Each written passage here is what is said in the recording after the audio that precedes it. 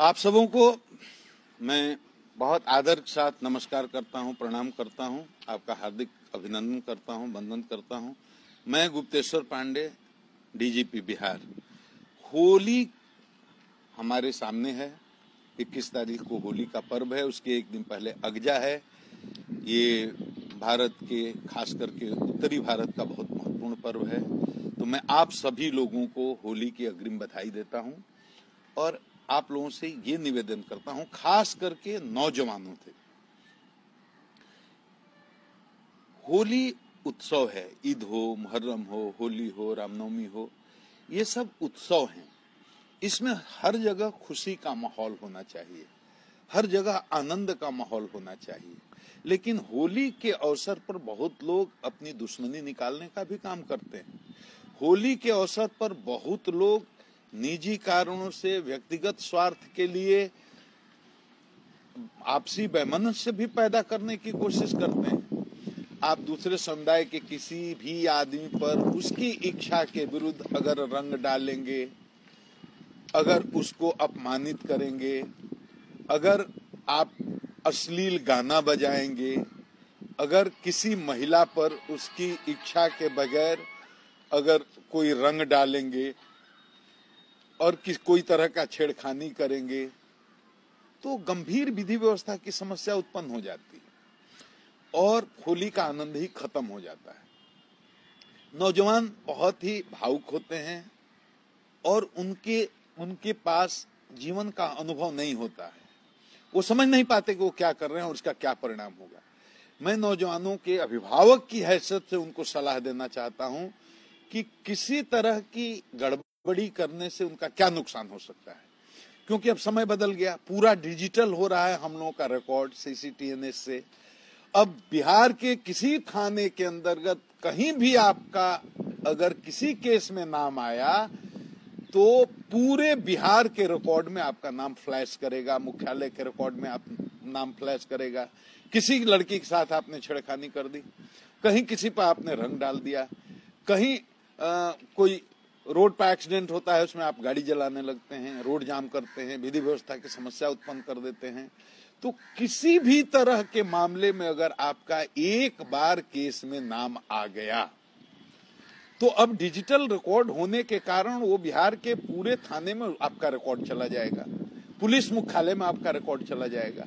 तो ये बात, आपका नुकसान ये है कि आप किसी भी सरकारी सेवा के लिए योग्य नहीं रह जाएंगे। आप आईएएस बन सकते हैं, आईपीएस बन सकते हैं, डॉक्टर बन सकते हैं, इंजीनियर बन सकते हैं, बिहार लोक सेवा आयोग की किसी प्रतियोगिता के उत्तीर्ण करके कोई योग्य गेजेटेड ऑफिसर बन सकते हैं, या सिपाही बन सकते हैं, चपरासी बन सकते हैं, सब इंस्पेक्टर बन सकते हैं।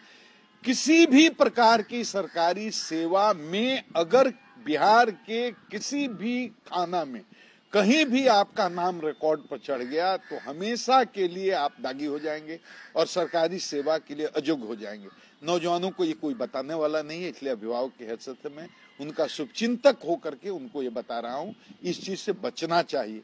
वीडियोग्राफी हो गई, आपका चेहरा आ गया, आपके नाम पर केस नहीं हुआ है लेकिन वीडियोग्राफी में अगर आपका चेहरा आ गया, पहचान हो गई, अनुसंधान में आपका नाम आ गया, तो आपका नाम गुंडा रजिस्टर में चढ़ जाएगा, दागी रजिस्टर में चढ़ जाएगा।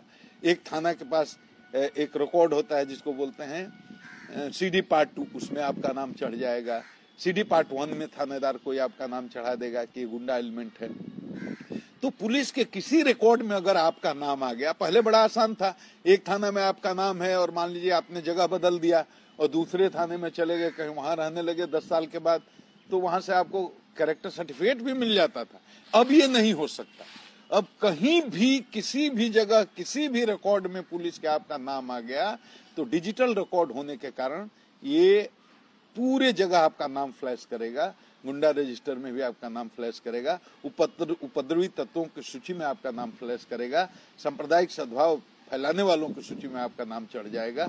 तो आपको कभी भी कोई सरकारी सेवा नहीं मिलेगी। ठीक है, आप सरकारी सेवा में नहीं जाना चाहते हैं, मान लीजिए आप राजनीति करना चाहते हैं, तो आपको ये जानकारी जरूर होनी चाहिए कि आप उसके लायक भी नहीं रहेंगे, क्योंकि एक छोटी छेड़खानी के केस में भी, मारपीट के केस में भी अगर आपको कन्विक्शन हो गया, नीचे के कोर्ट से भी आपको सजा हो गई, तो जीवन में कभी आप मुखिया का चुनाव भी नहीं लड़ पाएंगे, तो आपका राजनीतिक कैरियर भी नहीं रहेगा और सरकारी सेवा में जाने का भी कैरियर नहीं रहेगा। ये सारे अभिभावकों को अपने बच्चों को समझाना चाहिए। ये बहुत ही गंभीर बात है और मैं यही अनुरोध करूंगा कि इस चीज की गंभीरता को समझें। अभी रामनवमी के दौरान पिछले दौरान बहुत सारी घटनाएं छिटपुट हो गई थी कहीं कहीं। अब जिन बच्चों का नाम उसमें आ गया हो सकता है उसमें कुछ निर्दोष भी हों, लेकिन एक बार नाम आ गया, उनका जीवन, उनका कैरियर तो खत्म हो गया। मान लीजिए आपको राजनीति भी नहीं करनी, नौकरी भी नहीं करनी, व्यवसाय तो करेंगे, खाने पीने के लिए कुछ तो करेंगे। आप जीवन में आपके नाम से कोई आर्म्स लाइसेंस नहीं बन सकता, आपको कोई सरकारी सहायता नहीं मिल सकती, आप किसी सरकारी योजना का लाभ नहीं उठा सकते, जीवन भर के लिए दागी हो जाएंगे, दागी पंजी में आपका नाम अंकित हो जाएगा। और जब जब पर्व त्योहार आएगा, चुनाव आएगा, कोई विधि व्यवस्था की समस्या आएगी, सांप्रदायिक तनाव उत्पन्न होगा, तब तक पुलिस आपको खोजेगी और एक बार नाम आने के बाद आप 50 बार फिर फंसिएगा। तो ये बड़ा दुर्भाग्यपूर्ण है। इसलिए मैं बता देना चाहता हूं कि कभी भी पुलिस के रिकॉर्ड में गलत तत्व के रूप में आपके नाम की एंट्री ना हो जाए, इस चीज से बचना चाहिए। अभिभावकों को इस तरह की बातों को समझाना चाहिए बच्चों को। मैं बिहार के युवा को एक नई दिशा देना चाहता हूं, एक सकारात्मक ऊर्जा के साथ उनके भविष्य को बनाना चाहता हूं। इसलिए मैं समय समय पर यह सलाह देता रहता हूं। लड़कियों के साथ हॉस्टल कॉलेज में जाकर के छेड़खानी करते हैं लोग। अभी हमने टीम बनाई है, सादा में हमारे लोग वहां पर लगे हुए हैं। अगर आप पकड़ा गए किसी लड़की को हॉस्टल के सामने, कॉलेज में छुट्टी होने के समय या कॉलेज में शुरू होने के समय अगर मंडराते हुए पकड़ा गए, आपको पकड़ करके लाया, हो सकता है उसी दिन आप जमानत पर भी छूट जाए, हो सकता है थाना से भी आपको छोड़ दिया जाए, लेकिन छेड़खानी करने वाले गुंडा तत्वों की सूची में आपका नाम रिकॉर्ड में आ गया।